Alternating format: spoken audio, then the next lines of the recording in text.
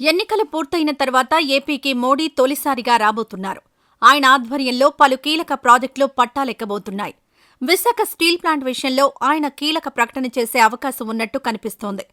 Vizag steel plant ప్రైవేటీకరణకు కేంద్రం 2 ఏళ్ల నుంచి తీవ్ర ప్రయత్నం చేస్తోంది. అయితే వైసీపీ, వామపక్ష పార్టీలు, ఇతర విపక్షాలు కూడా ప్రైవేటీకరణను వ్యతిరేకిస్తూ ఉండడంతో ఈ ప్రక్రియ తాత్కాలికంగా నిలిపివేశారు. కానీ చాప కింద నీరులా ఉద్యోగులను ఇబ్బంది పెడుతూనే ఉన్నారు.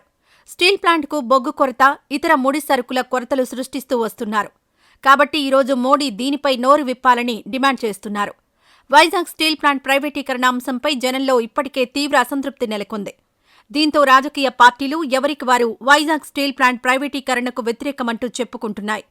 వైసీపీ మాత్రం దీనిపై ఈరోజు విశాఖ వస్తున్న నేపథ్యంలో ప్రధాని దీనికి సమాధానం చెప్పాలంటూ డిమాండ్ చేస్తోంది.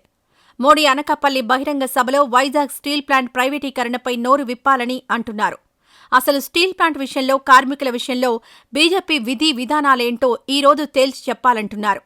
ఇక కమ్యూనిస్టులు కూడా స్టీల్ ప్లాంట్ విషయంలో ఎలాంటి అన్యాయం జరిగినా చూస్తూ ఊరుకోము అంటూ హెచ్చరిస్తున్నారు.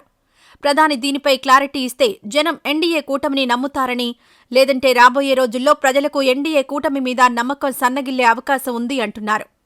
ఇక ఉత్తరాంధ్ర వాసులు ఎప్పటినుంచో ఎదురుచూస్తున్న రైల్వే జోన్ ప్రధాన కార్యాలయ భవన నిర్మాణానికి శంకుస్థాపన, అనకాపల్లి జిల్లా పూడిమడక దగ్గర ఎన్టీపీసీ గ్రీన్ హైడ్రోజన్ హబ్ పనులను ఆయన ప్రారంభించనున్నారు.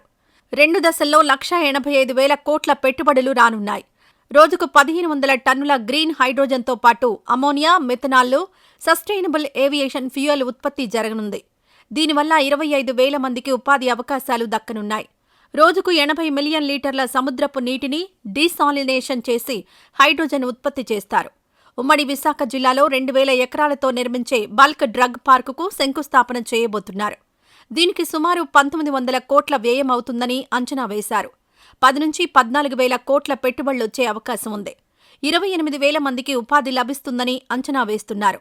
కొత్త రైల్వే లైన్లు, డంబ్లింగ్, విద్యుదీకరణ, హైవే ప్రాజెక్టులకు ప్రధాని శ్రీకారం చుడతారు. చెన్నై, బెంగళూరు ఇండస్ట్రియల్ కారిడార్లో భాగంగా తిరుపతి జిల్లాలో క్రిస్ సిటీకి అభివృద్ధి పనులకు శంకుస్థాపనలు చేస్తారు. ఇక్కడ food processing, textile, electronics and communications, auto, pharma సంస్థలు రాబోతున్నాయి. తొలి దశలోనే 37,000 కోట్లకు పైగా పెట్టుబడులొస్తాయని ప్రభుత్వం ఆశలు పెట్టుకుంది. ప్రత్యక్షంగా, పరోక్షంగా 4.5 లక్షల మందికి ఉపాధి దక్కుతుందని అంచనా వేస్తున్నారు.